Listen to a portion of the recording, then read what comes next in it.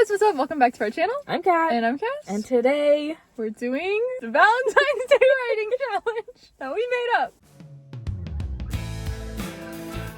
We did this in December. Our Hallmark story challenge? Yeah. So basically we filmed the separate part where we pick different prompts and then we have to make them into a story. Friends with benefits. Okay. A candy card aisle of store. Valentine's Day gone wrong. Oh, interesting. Interesting. Womanizer. This one's called Second Time's the Charm. Her entire life, Juliet Hart believed that your first love was your forever love. Her parents were middle school sweethearts. Her brother married his first girlfriend after 6 months of dating because when you know, you know. And boy, did Juliet think she knew. She waited her entire life to meet someone like Harry Rhodes. He was a biology major who came from a good family and volunteered at nursing homes.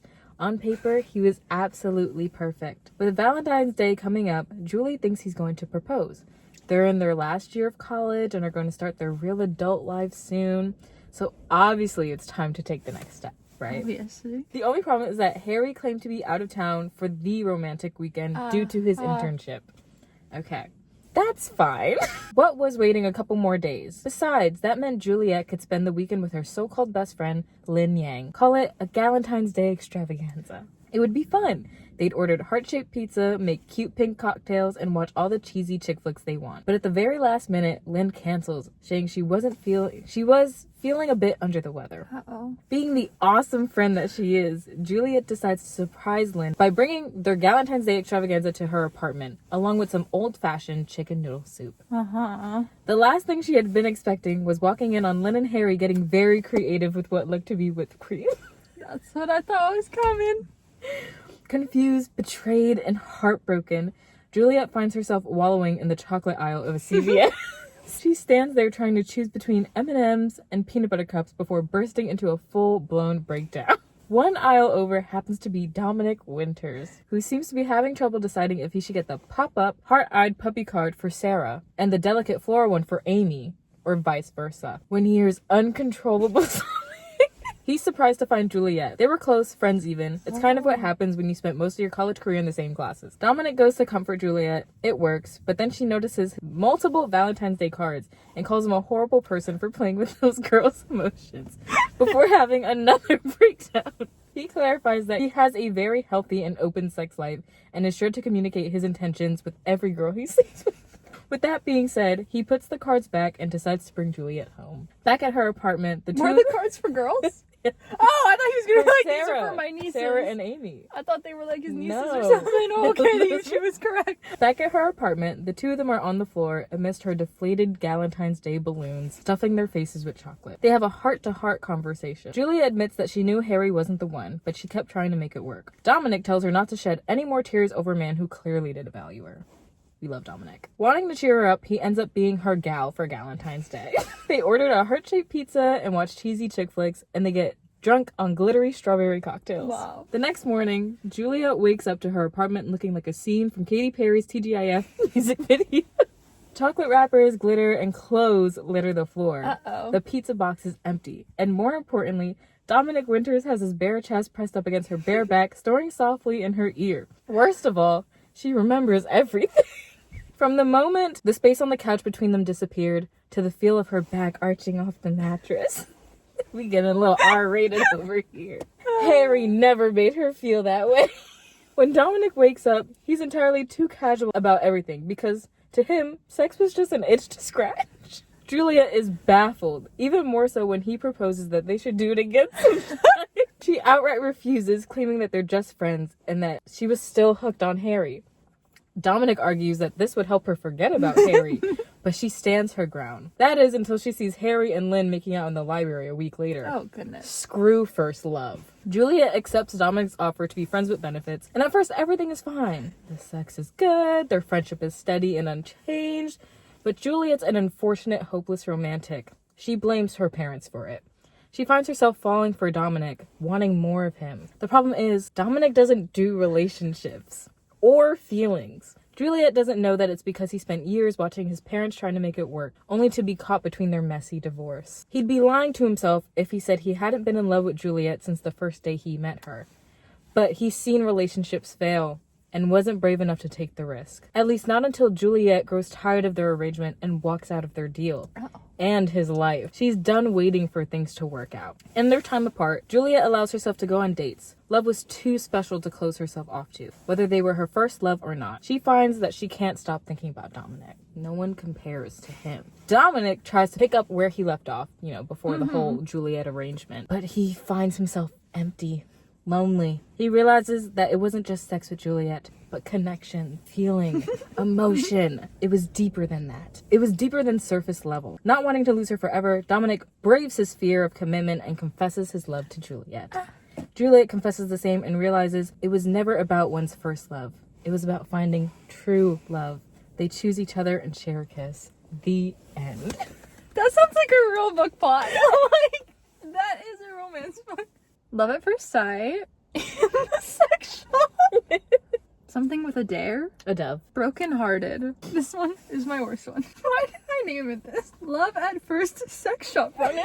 If you told Sadie her day was going to include hunting all over town to find anyone who rents out last minute doves, searching high and low for hot pink fuzzy handcuffs, and then running into the sexiest man she's ever laid eyes on in the middle of it all, literally her wrists are between a pair of handcuffs, well, honestly, she probably would have believed you. Given that her life has been nothing short of a wreck these last few months. But we're getting ahead of the story. Let's start from the beginning. Sadie works for a social media influencer. In the kindest, most loving way possible, she's a bit of a nut job. Sometimes you love her, sometimes you hate her. She gets the craziest last-minute ideas, and if the team, usually Sadie, can fulfill them, it's a huge celebration all around. If they can't, let's just say grown adults throwing temper tantrums isn't pretty. And having to talk a grown woman off the ledge because Sadie couldn't find her toucans in their small Delaware town for her latest ad campaign is a nightmare. But Sadie has fun. Sometimes. Most of the time. She swears. What isn't fun is the man she thought she was going to marry, telling her after 5 years together he just doesn't see a relationship going anywhere. That whore. Yeah. Her college sweetheart, the love of her life, gone. Just like that. Oh, and it was on Valentine's Day. Yep. She thought they were going on a romantic dinner date. She thought maybe he'd propose. Nope. Definitely not. She couldn't have been more wrong. And here she is a year later and still can't find it in herself to go on a single date, to look at a single man in a way that's more than friendly. And now that brings us to today. Filming Angelina's Valentine's Day ad campaign, when she decides last minute, meaning literally the morning of the shoot, that instead of kittens and chocolate boxes, she must have live doves and pink fuzzy handcuffs. Okay. So Sadie is called in to remedy everything, because who else is going to volunteer to run around on a wild goose chase around their small town trying to make these tasks come true so nobody has to hear a grown woman whine and cry. Meanwhile, Sadie is trying not to break down because tomorrow is Valentine's Day, aka 1 year since her heart was ripped out of her chest and it still hasn't healed. The handcuffs should be easy enough, so she starts her day driving into the city and stopping at a sex shop. She doesn't know if it's because of tomorrow's holiday or what, but the place is packed. Whoa. She dragged their cameraman Jake with her, because if she has to do this, she is not doing it alone. Sadie is so consumed with the thought of how they're going to find live doves by tonight that she's not even embarrassed about the fact that it definitely looks like she's dragging her mortified boyfriend through a sex shop right now. To her absolute joy, she immediately finds what they're looking for. She grabs the handcuffs and walks to a more secluded corner to make sure they work, because it would be just her luck to return to the studio with broken handcuffs leading to an Angelina meltdown. So she hands Jake the handcuffs and the key and has him secure them around her wrists. Perfect, she sighs happily, and then a voice speaks up from behind them. Jake? Jake turns around, face bright red, as he takes in his friend. Cameron, hey, what are you doing here? Sadie's eyes slowly trail up the man, and when she reaches his face, she swears she stops breathing. His eyes lock on hers, and then look down to the pair of handcuffs on her wrists. Cameron coughs awkwardly, trying to look away from the girl. A few buddies thought it would be funny to grab some stuff for their girls. I was just tagging along. What are you doing here? He says, eyes trailing from Jake to Sadie. Oh, no, Jake exclaims. This is my coworker. Oh, yeah, that explains this, right. Cameron says sarcastically. Hi, sorry, I'm Sadie. I'm not with Jake. I mean, I'm with him. We work together, but we're not together. We needed handcuffs for our crazy boss, and I was just making sure that they worked. Sadie grins sheepishly. You needed to buy pink fuzzy handcuffs for your boss. Cameron grins. Don't look at me like that, Sadie giggles. It's giving Wattpad. Not fanfiction. I should just say what. It's giving Wattpad. It's not fanfiction. Our boss is a mad woman. If you know a guy who rents out live doves, please send him my way. He grins. You're cute. Slips out before he can stop it. Cute. The two can't seem to stop staring at each other. Love.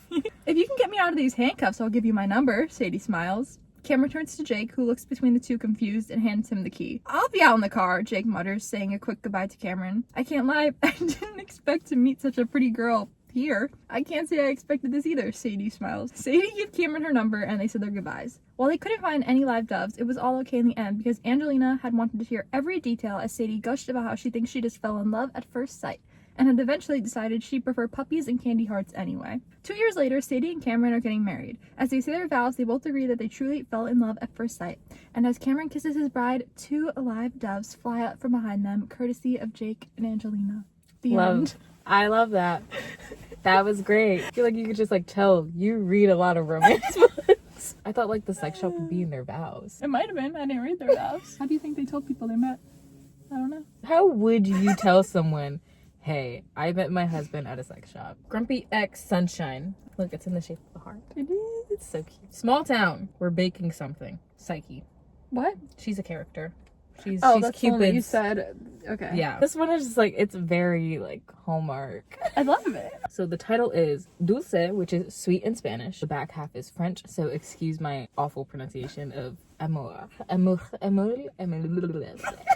Yeah, that one. Amor. So it's sweet love. In the cozy small town of Allswood, Alma Torres has always loved to bake. To take something from scratch and transform it into something sweet and delicious. She was the kind of person who made lemonade when life gave her lemons, or cupcakes from dubious amounts of sugar. A trait she got from her late grandmother, Alba, who taught Alma everything she knows about being in the kitchen. One day, Alma was sitting on the couch, nursing a pint of frosting while watching Allswood's famed baking show, Sweet Kitchen. She had just quit her job as an art school teacher, having lost the drive for it. She was ready for something new. An idea sparked while watching bakers dash around Sweet Kitchen, if only to apply their finishing touches. Blame her ADHD if you must, but after a multitude of failed passions, Alma decides she wants to open her own bakery. Alma's best friend, Olive Landry, happened to be a producer on the show and was able to get Alma a spot as a contestant. Everyone in her life, except for Olive, of course, thinks this is just another whim. Even the hotshot French judge of said competition, Julien Roche, who seems like he hasn't smiled in years. Julien Roche is one of the guest star judges on the Sweet Kitchen baking show for its Valentine's Day special. He is a world-renowned baker known for his delicate and puffy pastries. Throughout his childhood, his family's delicious desserts were how they put food on the table and smiles on people's faces. Baking was his life's work. An old friend asked him to come on the show to generate some buzz. Julien agreed. He found that over the years, with the fame, the glitz, and the glam, his passion had been snuffed out like a flame. He agreed to do the show, hoping to find that spark again. When he meets Alma, he's so taken aback by her carefree spirit that he doesn't exactly make the best first impression. And neither does she, considering she tripped and covered him in a 3-layer chocolate fudge cake she made for Olive as a thank you. Oh no. Alma has no idea she caked the famed baker Julien Roche, the one who would be judging everything she made and deciding her fate in this competition. Julien ends up being hard on Alma, enough to bring her down in the ranks while still keeping her in the competition. Okay. Alma sets out a goal to prove him and everyone else wrong. Yes. Until there comes a point in the competition where each contestant gets paired with one guest judge to create a dessert so fantastic that impresses one of the harshest food critics in the world, Antonio Bianchi. That was inspired by Ratatouille. The only problem is that Julien's traditional ways clash with Alma's intuitive approach, forcing them to find some kind of work balance by whatever means necessary, which leads them to trust falls and salsa classes in an attempt to build rapport with one another. Eventually, this leads to an honest conversation where Alma admits she finds Julien a little intimidating. She so badly wants to see this thing through and tells him that it feels different from everything else she's tried. Baking makes her feel closer to her roots, her grandmother. Julien relates to this, opening up about his family and the rut that he's in. Aww. He admits he's jealous of her and of the way she's unafraid to try something new. From then on, the two find a rhythm. Alma hones her craft, learning certain techniques and getting insider information on what running a bakery is really like. Julien opens himself up to trying new things, allows himself to stray from tradition. He feels that spark igniting within him again. They even go on a date, which goes amazingly until reporters find them, and Julien pulls away from her, acting like she's just a coworker and nothing more. Ouch. She questions if he's embarrassed to be seen with her. His hesitation to answer was enough to make her storm off. As the competition comes to a head, Alma starts feeling the pressure. After hearing how her family bet money that she would flake on the competition, her confidence is completely shattered. If no one believed she could do this, then maybe they had a point. On the final day of the competition, the day that's filmed with a live audience, Alma doesn't show up. Julien halts the competition by going to look for her. Aww. He's angry with her for ignoring him and his calls and for blowing off everything she's been working for. She agrees with him, accidentally admitting her fears that she's not good enough to win the competition or even good enough for him. Oh. He explains that the fame wasn't all it was cracked up to be. He likes to keep things professional in front of the cameras and his private life private. He didn't mean for it to come off the way that it did. Julian tells her that he's falling for her, and he's believed in her since the moment she coated his shirt with chocolate frosting and claimed it was the most decadent thing he's ever tasted and worn. She laughs. He tells her that he believes in her, but it means nothing if she doesn't believe in herself. Alma spots a picture of her and her grandmother, and she remembers why she loves baking in the first place. It's then she chooses to go back to the competition with Julian. Win or lose, she knew this is what she wanted to do. Before they leave, she kisses Julian, saying she's falling for him too. Back at Sweet Kitchen, the audience cheers as Julian and Alma rush to their places. The timer starts and the competitors race to the finish line. Despite everything, Alma ends up winning by combining tradition with something new. She and Julian share a kiss as confetti blows. Then Alma and Julian open up a bakery of their own, just like his parents did back in Friends when they first got together. The end. Once again, literally a horror movie plot. Love triangle. Ooh. Park. Runaway bride? Aphrodite. Okay. Goddess of love. Yeah. You could work around that. Yeah, it's called Run Away With Me. If you asked me what my dream wedding looked like, I'd tell you small, private, quiet, in a nice pretty garden with lots of flowers. My husband to be standing at the altar smiling while I walk down in my pretty wedding dress. What I would not expect to tell you is that 30 minutes before I walked down the aisle, I realized I'm marrying the wrong guy. Ooh. My entire life there's been pressure on who I was going to marry. It was always supposed to be Tucker. That's what everyone told me, from my parents to friends to his parents and eventually him, and I guess somewhere along the lines I started to believe it. He was my parents' best friend's kid, and that's how it was supposed to be. But I think at least a piece of my heart always belonged to Miles, the first best friend I actually made for myself. We met freshman year of high school. I always told myself he was just a friend who my stare would linger on a little too long, who I'd cuddle up against on movie nights, who I'd look for first in a room full of people. When college came, we talked less and less, and when I started dating Tucker, we went to the same college. It made sense. The monthly meetups turned to monthly phone calls, and I lost my best friend. Oh. Don't get me wrong, we were still friends, but it was never the same between us. How could it be? So here I am on the morning of my wedding, finally having the realization I should have had months ago. Let's face it, years ago. I'm pacing in circles, a million thoughts running through my head, but there's only one thing I know for sure. I cannot marry Tucker today. So I do the first thing that comes to my brain. I grab my phone and call Miles. What on earth am I doing? He answers. Sophie? Hi, Miles, are you here yet? Yeah, are you okay? Why are you calling me? He asks, clearly confused. Can you do me a favor? No questions asked. Sure. Go out to your car, pull around the back of the venue, I'll meet you in 5 minutes. The next 5 minutes are a complete blur. I grab my purse, leaving all the rest of my things, my friends, my family, my groom, and my wedding behind, as I run to the back of the venue, leave through the back exit, and sprint to Miles' car. Drive, is all I say as I get into the passenger seat. Go, go, go! Trying to situate myself and my dress. He just stares at me, perplexed. Miles, drive, I explain. He steps on the gas, flooring it out of the venue. What is going on, Sophie? I can't get married today. What? Why? I can't.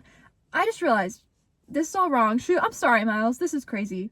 Yeah, it is crazy, he says, looking at me as he drives, and he starts laughing, causing me to start laughing uncontrollably. I'm sorry, Miles. I'm so sorry. It's okay. I'd be your getaway driver any day, he grins. Not just that, I've been a bad friend. He shrugs, a sad look coming over his face that he tries to conceal. Life happened. It got in the way. I don't blame you. Well, you should. I barely call you these days, and when I do, it's me begging you to save me from my own wedding. I laugh dryly, shaking my head. Where exactly am I driving to? I immediately take his phone, opening it with the same password he's had since freshman year of high school, and put in the only location I can think of. The high school park? So, seriously, you're ditching your wedding to go to a park? Be quiet and drive, I grin. He laughs, shaking his head, and we fall into easy conversation as we drive back to our high school park, the place where I had unknowingly fell in love with Miles. He parks and we make our way into the empty park. So, Miles trails off, looking towards the rides. That's not what they're called. The what? I called them rides. They're not rides. What are the things called on the playground that you play on? The playground? What are the things called? It's just called the playground. I think it's just... Oh, yeah. I was thinking park. Yeah.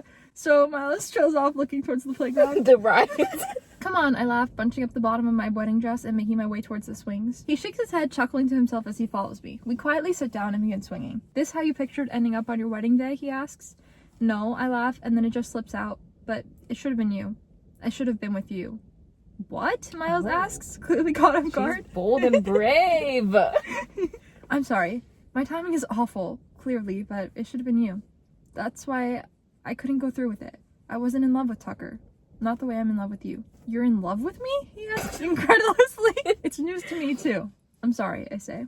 Is it really news to her if she's known her whole life that Well, she was in didn't love with know. Miles? She didn't know until today. Okay. She didn't, like, she knew, but she never, like, put words to it to accept I guess. No. And this part is so random. Me being invested. What do you mean she didn't know? She, like, locked it away. She wouldn't let herself. Okay. No way. Sure. This is the most random part of the story, so just bear with me. Okay. I didn't know how to add an Aphrodite. I forgot this part of the story. Miles says, do you remember sophomore year when we did that unit on Greek gods and goddesses? Yeah? It's just like, Miles, like, it's always been you. Hey, like, remember learning about Greek mythology? Well, I remember learning about Aphrodite, thinking about what love meant. That's when I realized I was in love with you.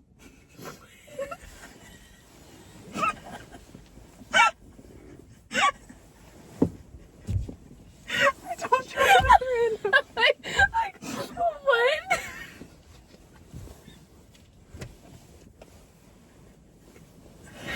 Oh, I didn't know how to add this in. Are you calling me the goddess of love right now? I laughed softly. No, I don't know. It was stupid. We were kids. That's just what I knew. That you were it for me. I wish you had told me. All anyone talked about was you and Tucker. I figured that's what you wanted too. Well, once we figure out whatever the aftermath is to ditching your own wedding, would you maybe want to give us a try? I can't believe this is how today is turning out, but yes. All I want is you back in my life again, Soph. I missed you. I missed you too, I say quietly. And we sit there and swing. And swing. We sit there and swing. Like a little, like, the camera zooms out as they Right. just sit there together and swing. Not even like a kiss.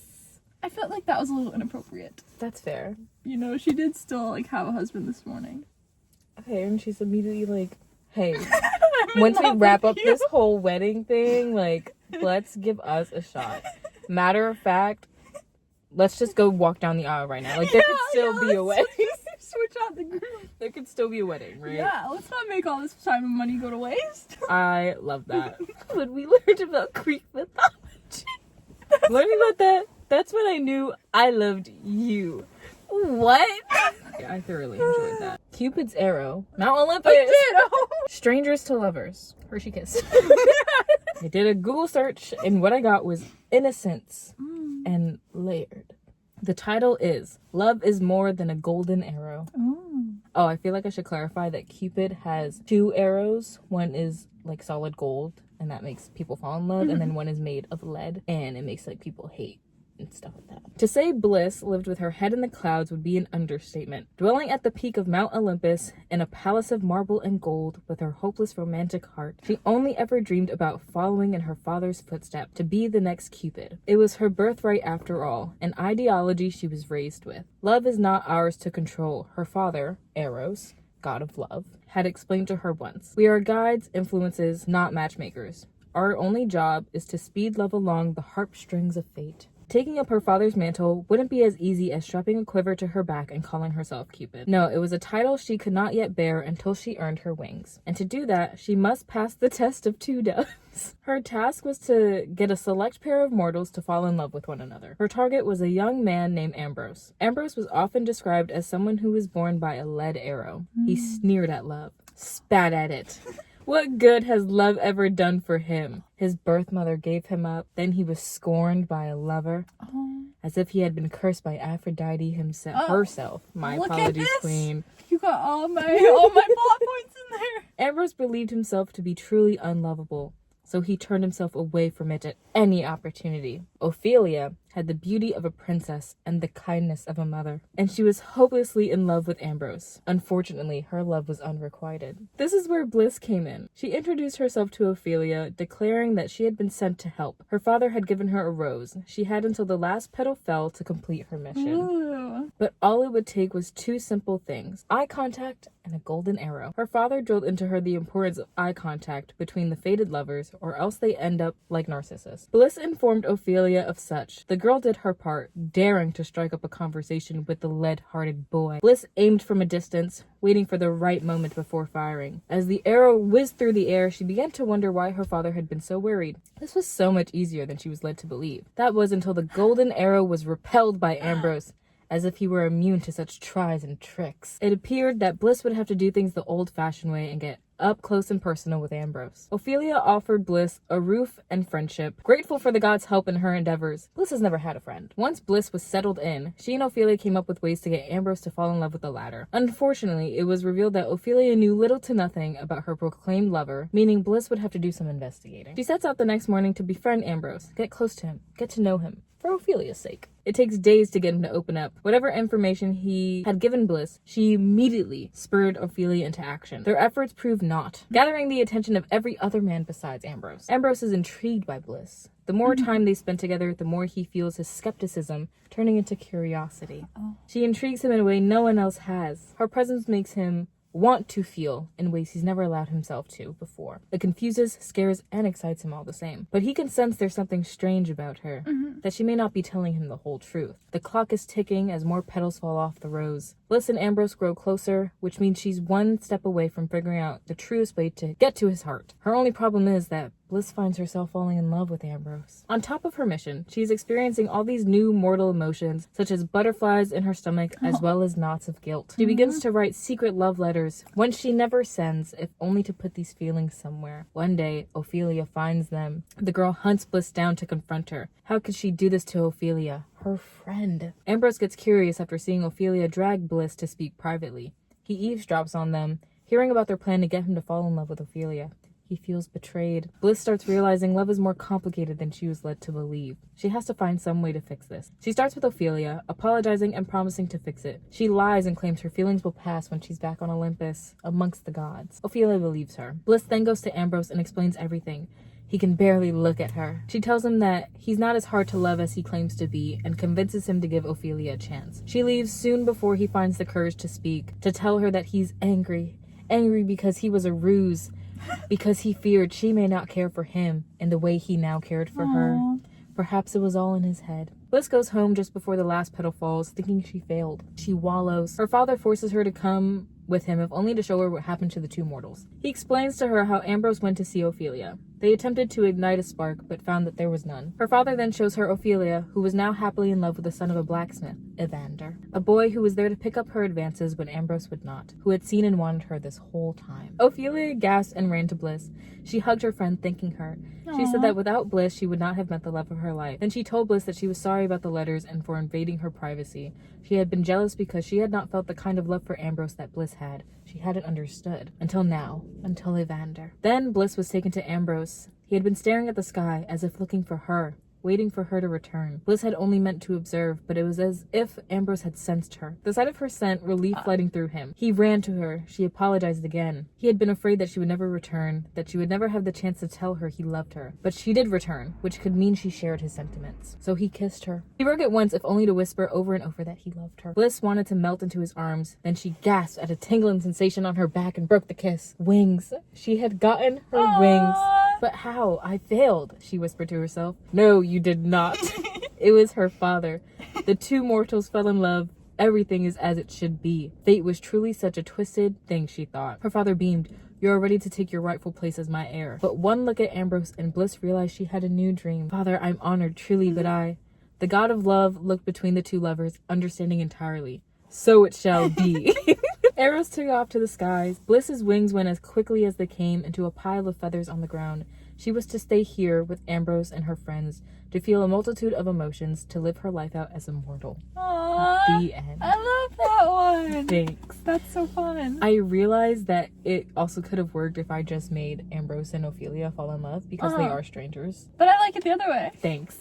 Hopeless romantic. Okay. Valentine's Day card swap. A wedding. Best friend's brother. Okay, this one is low-key like self-insert alternate universe Steve Harrington fan fiction. Oh!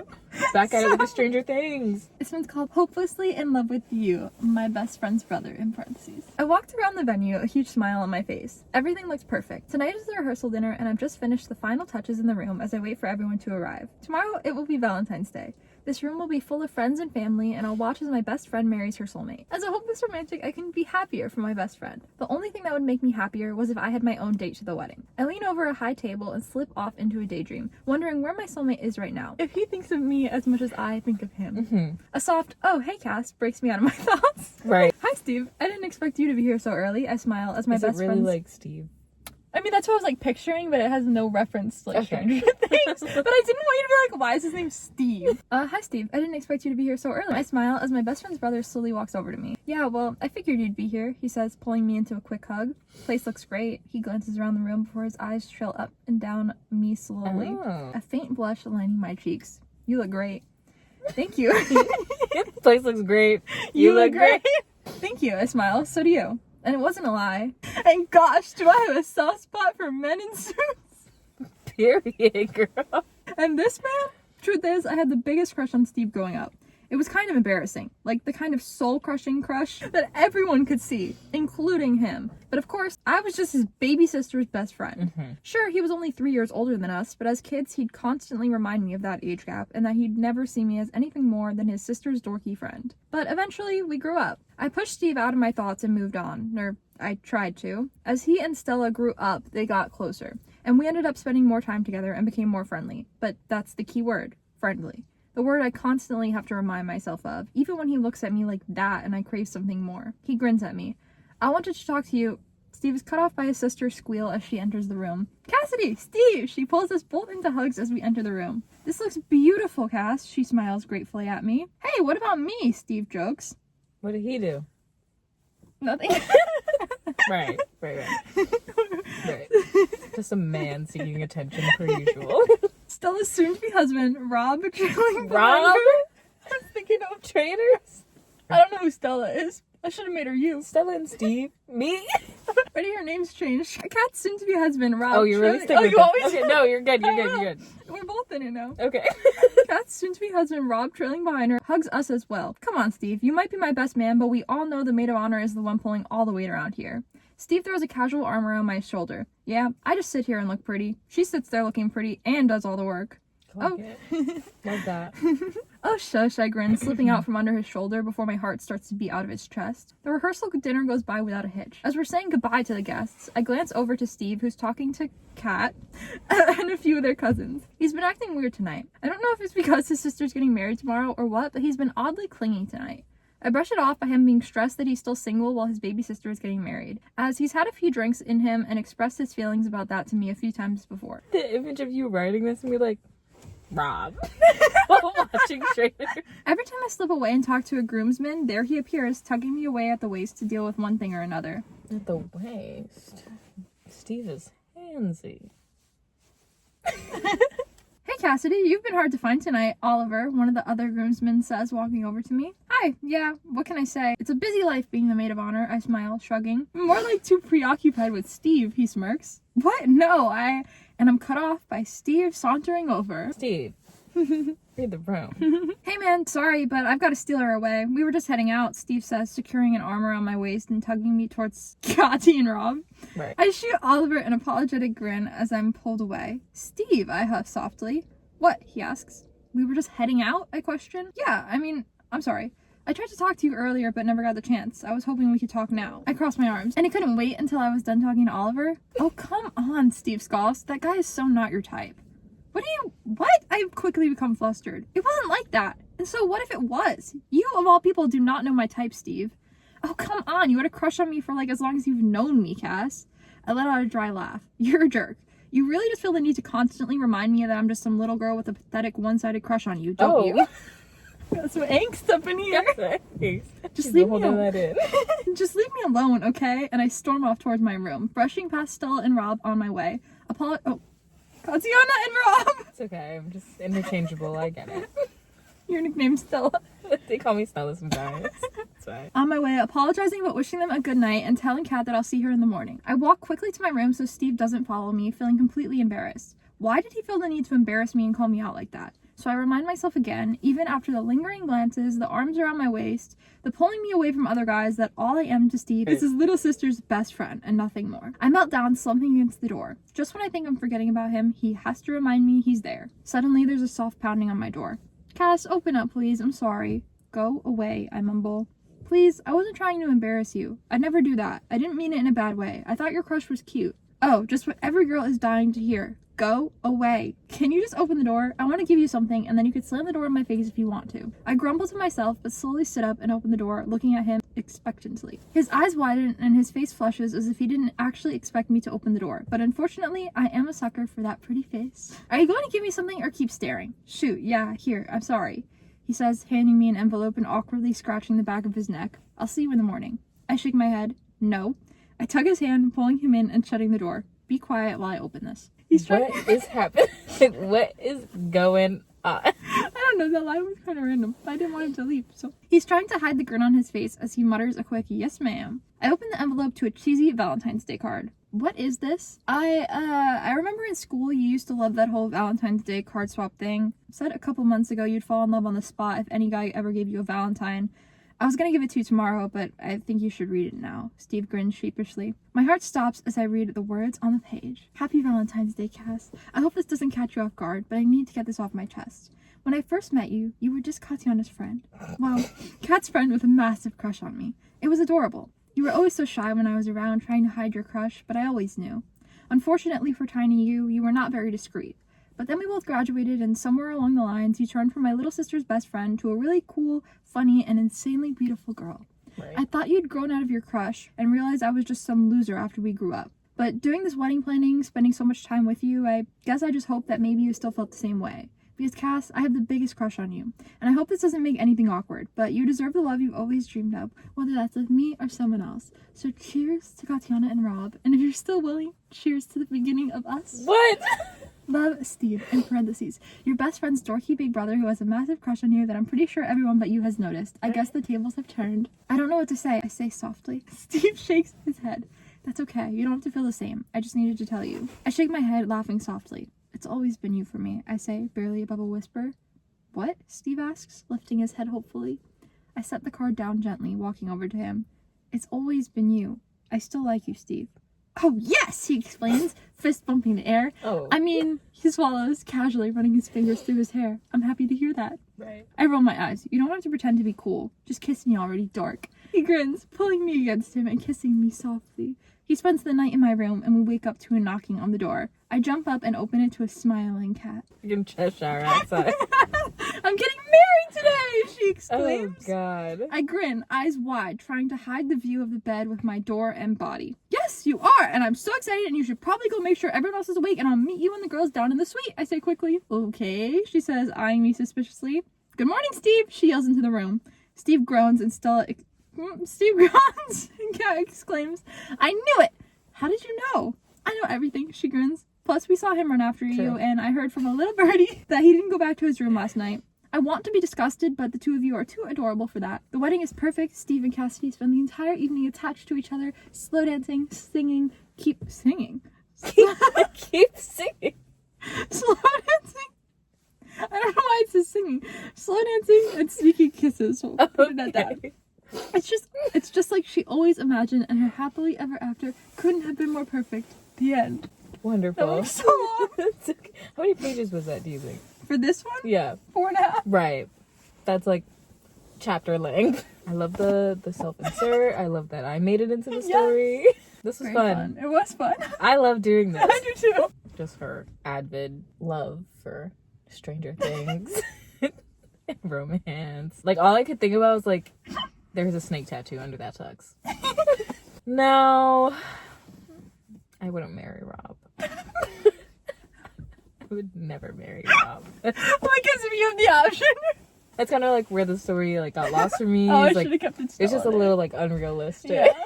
Stella would have married Rob. Stella would have married She was Rob. married Rob. We could pick a TV show or something. That's fun. And Like make fanfiction? yeah. And I like like make that. ourselves even like traders, like just like it doesn't have to be necessarily fanfiction, but we could like write a plot for traders, like or like something like that. Oh, like advertise. Like, hey, hire us.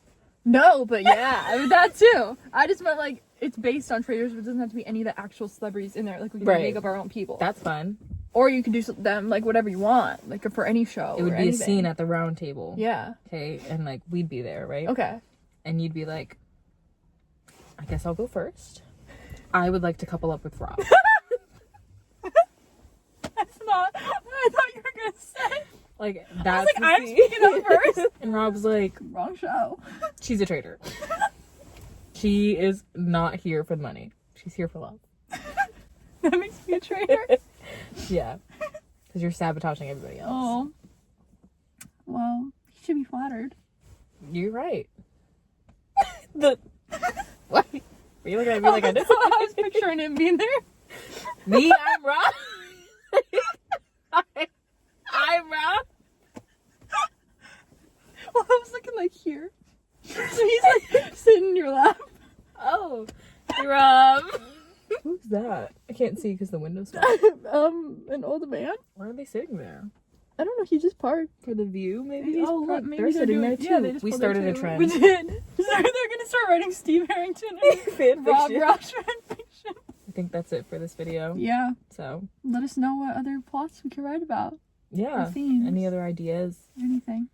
In the meantime, like, comment, subscribe, post notifications. Yeah. Check us out on everything else. Mm-hmm. And come back next Thursday. Do you remember that unit we did on Greek gods and goddesses?